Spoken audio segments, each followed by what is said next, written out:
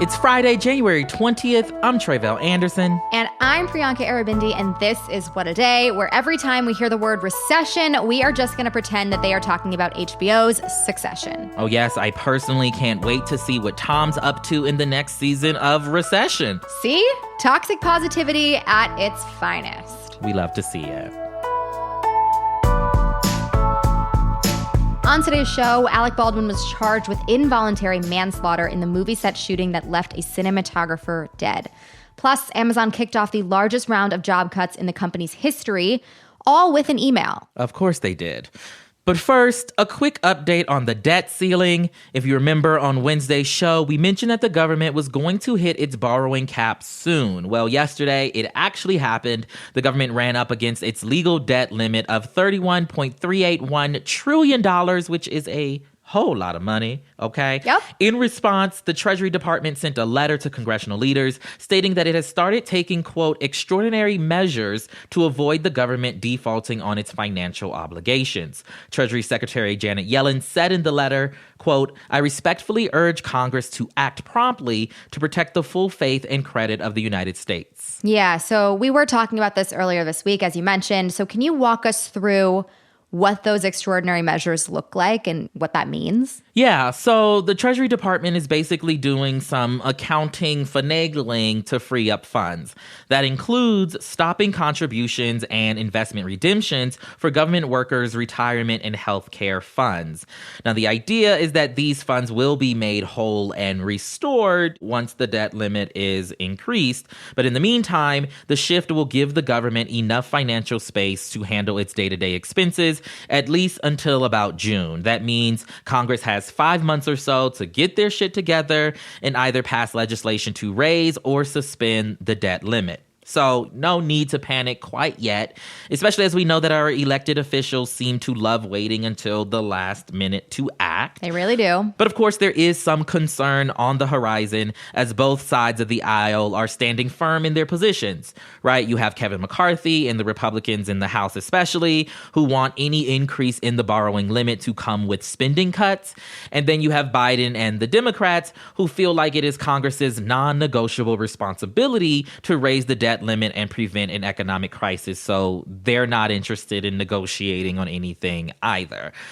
Only time will tell how this all shakes out, and we obviously will keep y'all posted on what I'm predicting will be the stunts and shows to come. Yeah, I think that is a very fair prediction to make. In other news yesterday, the Supreme Court announced the results of their internal investigation into who leaked the unpublished draft opinion that overturned Roe v. Wade. Spoiler alert, they still do not know who did it. Ugh. The leak of the draft, if you remember, was published in Politico last May ahead of the court's official decision that came down at the end of June, and it was a major breach of the court's security and their protocols. Not to mention, the draft and the opinion itself were major reversals of bodily autonomy rights that many Americans have considered fundamental since Roe codified them back in 1973. To learn a little bit more about this investigation and its findings, or really lack thereof, I spoke with legal expert Leah Litman, who co-hosts Crooked's Strict Scrutiny podcast. I started out by asking Leah how the investigation was conducted. From how the court described the group of people that they interviewed, I think it's pretty clear they didn't interview the justices themselves, and they definitely didn't interview the justices' spouses. So the report says they called everyone into a room and said, "Did you do it?" And then they asked them to swear that they didn't with a notary public in the room with them. Now that's, part of the investigation. The court also looked at court emails. They asked employees to turn over their phones and laptops. The phones and laptops didn't show anything. They basically concluded from their investigation of the court's information technology that they couldn't tell one way or another what happened. They also looked at social media, but that's kind of what they did. Okay. So, they did, I guess, their best. I think they did their worst. Yeah, pretty much. The very bare minimum. But, this report ruled out the possibility of a hack. So that pretty much leaves us to conclude that It was an inside job. Someone in there leaked this.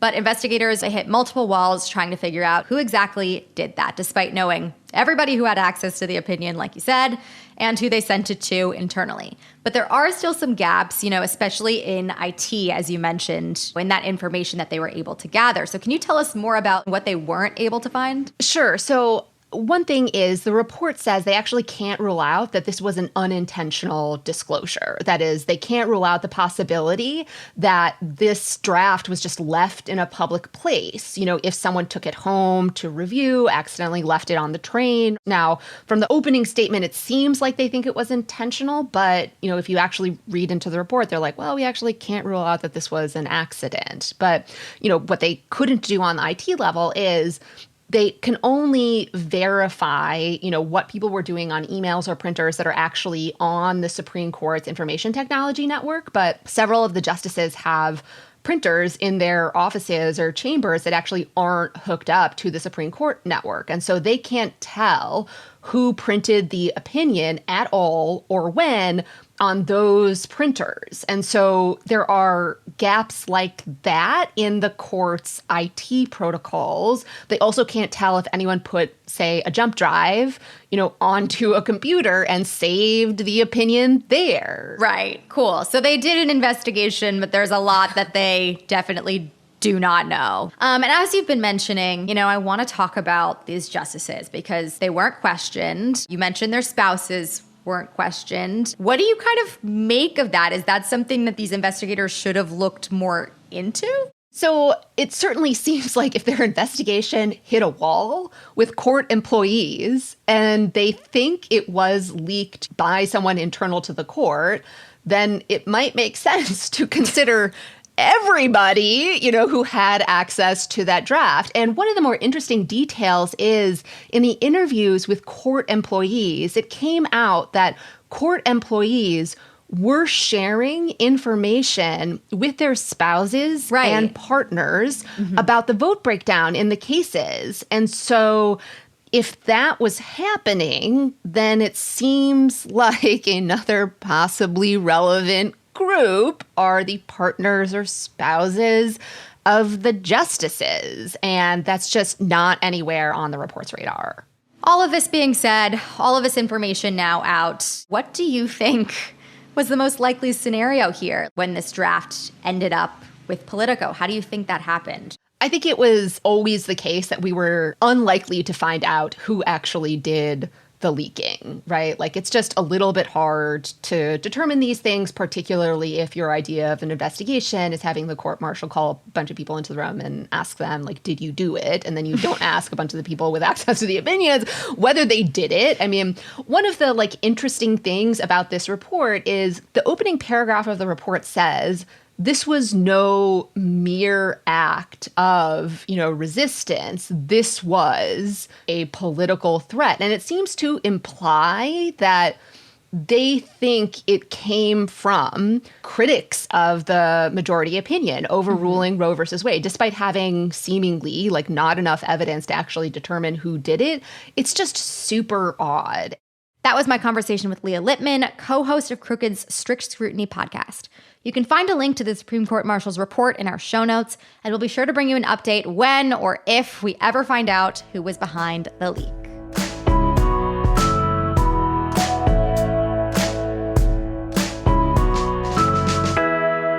Now let's get to some headlines. Headlines.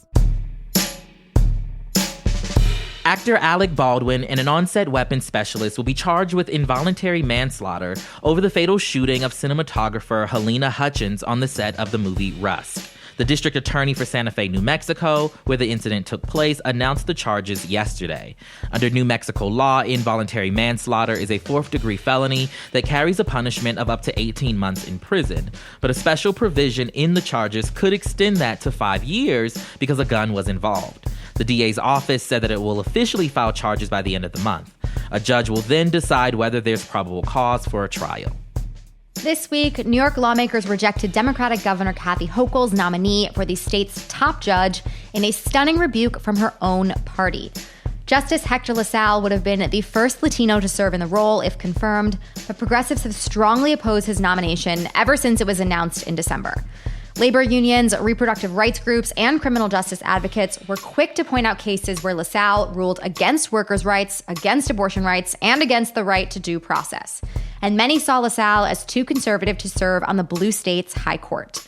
The committee voted 10-9, marking the first time that state lawmakers have ever rejected a governor's choice for the chief judge. And all of the no votes were from Democrats, signaling that the party is split on how to approach the state's judicial system. Hochul could still force a floor vote on LaSalle's nomination in the state Senate to revive his chances of getting confirmed, but she hasn't indicated whether or not she will do so.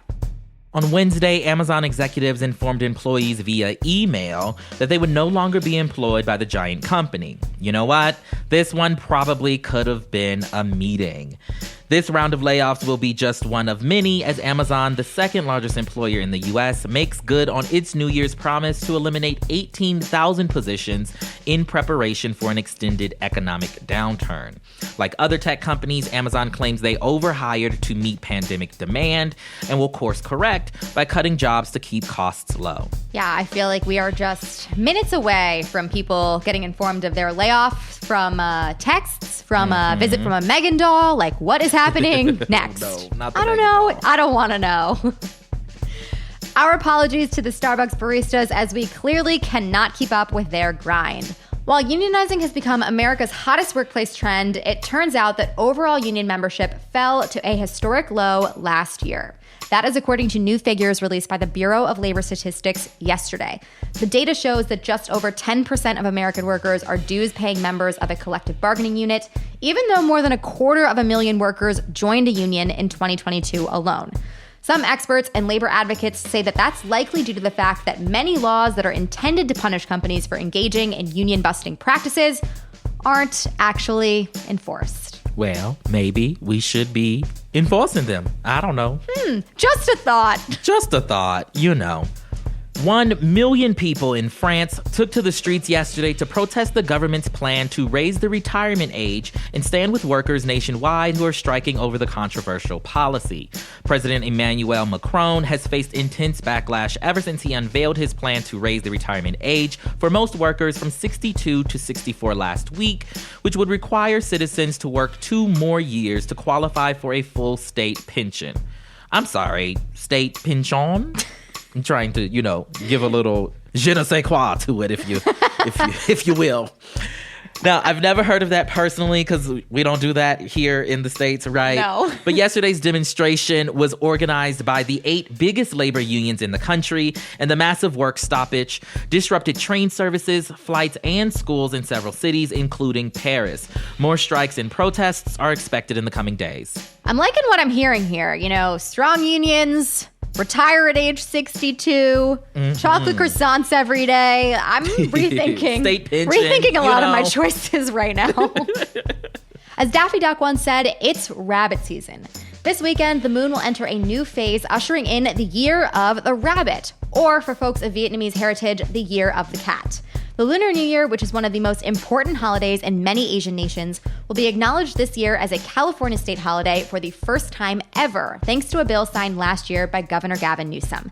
And it's about time, seeing as Asian Americans make up 17% of California's diverse population, and 30% of Asian Americans living in the U.S. reside in the coastal state.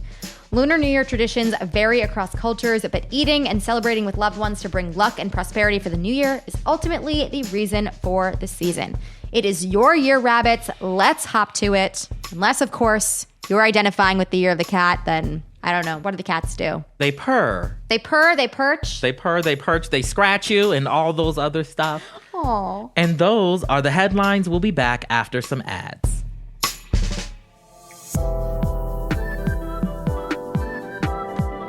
Support for today's episode of What a Day comes from Jenni Kayne. The weather outside may be frightful, but Jenni Kayne is here to make it delightful. Jenni Kayne is your go-to shopping destination for classic, comfortable, and California-inspired clothes, from their cashmere knit sweaters to their incredibly comfortable slippers you won't want to take off. I love Jenni Kayne. I've loved them for years. The cashmere cocoon is my favorite sweater of all the sweaters I own.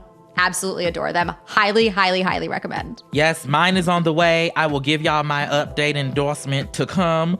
But with their elevated everyday basics and wardrobe essentials, getting dressed and keeping cozy is easier than ever before. Find your forever pieces at jennykane.com. Our listeners get 15% off your first order when you use code WAD at checkout. That's 15% off your first order, JENNIKAYNE.com, promo code WAD. New year, new me, and new clothes with Jenny Kane. What a Day is also brought to you by Keeps. Hair loss can happen to anybody at any age, but it can be a touchy subject, even though 2 out of 3 men will experience some form of hair loss by the time they're 35. But keeping your hair has never been easier with Keeps. Keeps offers quality, expert-recommended hair loss treatments without the hassle of visiting a doctor's office or pharmacy. Everything is delivered straight to your door, and each treatment plan gives you access to 24/7 care and support from Keeps' network of expert medical advisors and care specialists. So whether you're looking to stimulate hair growth or just take better care of the hair you have, Keeps has you covered. If you're ready to take action and prevent hair loss, go to keeps.com/WAD to receive your first month of treatment for free. That is keeps.com/WAD to get your first month free. keeps.com/WAD. It is Friday, WAD Squad, and for today's Temp Check, we are talking cinematic arts. Yesterday marked the first day of the 2023 Sundance Film Festival, the largest independent film festival in the country. And lucky for us, our very own Tre'vell Anderson is, as they say in the industry, on location. So Tre'vell, literal temp check. How cold is it over there right now? Listen, I stepped off the plane and it was 24 degrees to be exact. That is the average high for this next week I will be here. The low, in case you were wondering, is the low teens. I saw a 12 and 11, which I've never seen on a thermometer before. That's what we're dealing with. Okay. I mean, I know what I need to know, but we have a whole rest of the section to do. So tell us a little more about Sundance and what you are looking forward to seeing while you're there. Absolutely. So this is one of the premier places to showcase a film for industry folk and other cinephiles, right? And many of the movies that world premiere here end up being on the tips of everybody's tongue come award season. Perhaps the best and most recent example is the Apple movie Coda, which won Sundance's top prize in 2021 when the fest was virtual. And then it went on to win Best Picture at the Oscars. Now, this year is the first year the fest is back in person after the height of Miss Rona wreaking havoc on our lives. And there are 3 docs in particular that I want to highlight for everyone listening today. First up is a documentary called 20 Days in Mariupol.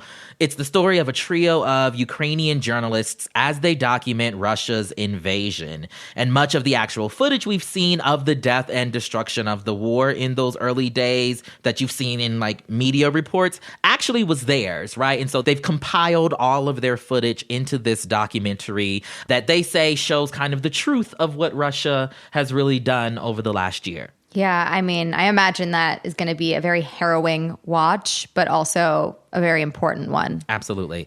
The next film I want to highlight is this documentary called Kokomo City that follows 4 Black trans sex workers in New York and Georgia. And they basically share their reflections on what often feels like a dichotomy between the Black community and themselves as trans women. It's from first-time director Dee Smith, who is also a 2-time Grammy-nominated producer, singer, and songwriter. This is one of the films that I actually had the chance to screen in advance. But because formal reviews are still embargoed as we record this, until its premiere, I'll just say that it's instantly canonical, and I'll leave it at that. Y'all will just have to trust me. Okay. You have access to this stuff. I'm trusting you. I don't know anyone else who's seeing this stuff. And then, lastly, a film that was literally just added to the festival yesterday is a documentary called Justice. It's from director Doug Liman. He did Mr. and Mrs. Smith, the Bourne Identity movies. It's all about Supreme Court Justice Brett Kavanaugh. I'm sure you'll remember that when he was going through the confirmation process, 4 women, including Dr. Christine Blasey Ford, accused him of sexual assault. Well, the director of this documentary says that his film, quote, picks up where the FBI investigation into Brett Kavanaugh fell woefully short, with never-before-seen evidence and key interviews with those closely involved in the allegations. I think this might be one that you might see headlines pop up. They're doing one screening, this weekend. I think it's going to be interesting because this is literally a Supreme Court justice, and we all remember the energy, the angst, the anger, right? That was around Dr. Ford's testimony. And so stay tuned for what's going to come out of this. Yeah, I can't imagine it's going to be anything good. But again, I will keep an eye out for those news alerts because I can imagine that might certainly make some headlines. Though I do think that is quite a departure for this director to go from Mr. and Mrs. Smith and The Bourne Identity to making this Brett Kavanaugh doc. Love the range, but also absolutely what has gone wrong to take you from that fantasy world to our terrible one. Unsure. And just like that, we have checked our temps. They are, blisteringly hot, but also quite literally freezing in Park City. So you are in Park City, right? I am, and it's very cold, honey.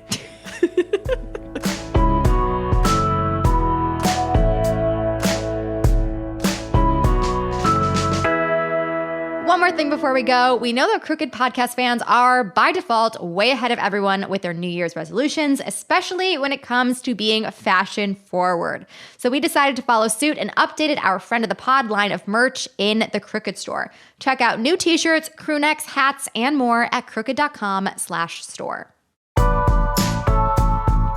That is all for today. If you like the show, make sure you subscribe, leave a review, eat the longest New Year noodle you can find, and tell your friends to listen. And if you're into reading and not just about the buzziest indie films like me, What a Day is also a nightly newsletter. Check it out and subscribe at crooked.com/subscribe. I'm Priyanka Arabindi. I'm Tre'vell Anderson. And goodbye, Year of the Tiger. Year of the Tiger. You will be missed. Will you? Very cool animal for maybe not such a cool year, actually. I'm gonna say, 22 was a little rocky.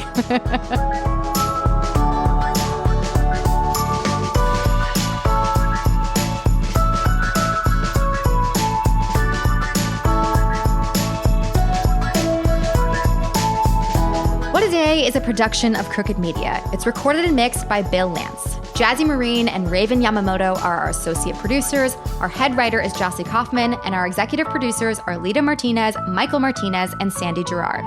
Production support comes from Leo Duran, Ari Schwartz, and Matt DeGroot, with additional promotional and social support from Ewa Okulate, Julia Beach, and Jordan Silver. Our theme music is by Colin Gilliard and Kashaka.